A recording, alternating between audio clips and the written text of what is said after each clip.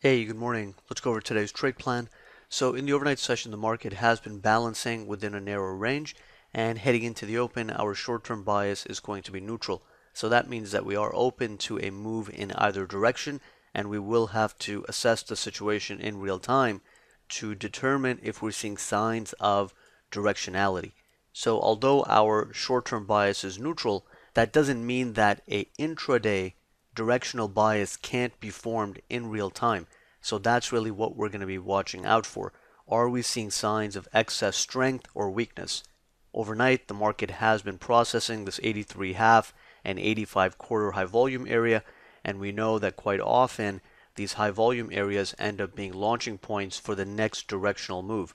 So if off the open we are seeing excess strength and big upside momentum, and we're breaking through the 83 half and 85 quarter high volume areas, then we know that as long as there is some decent and sustained upside momentum, we could be looking at a breakout beyond the 88 to 90 initial resistance zone, targeting a move into the 95 half to 97 half zone. And that's still technically an area where responsive sellers can be active. Beyond that, we have a naked VPOC at 98 half, and then more resistance at 2400 half to 2403, and the all-time high at 2404 half, and all of those are spots where the sell side can be active on first test, especially if the market is exhausted into it.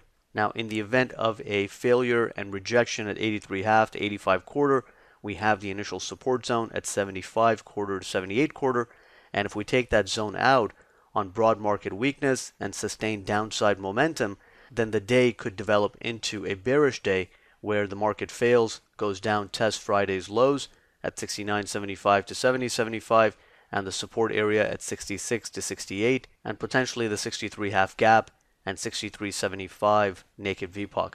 Now, technically, responsive buyers can defend the 66 to 68 support zone, and especially if the market is exhausted into it. So again, those are things that we will have to gauge in real time, and just make sure that there's enough reward potential at the 66 to 68 if we are considering taking any long setup there, because heading into it, we'll know that the sell side is in control. So off the open, our main focus is going to be to determine if we are seeing any signs of directionality in real time.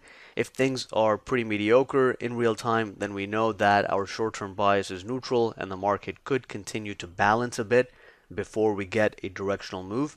And in that case, we're going to have to wait for the market to provide us with good trade location. We don't really want to get aggressively positioned unless we're actually seeing some clear signals of underlying strength or weakness.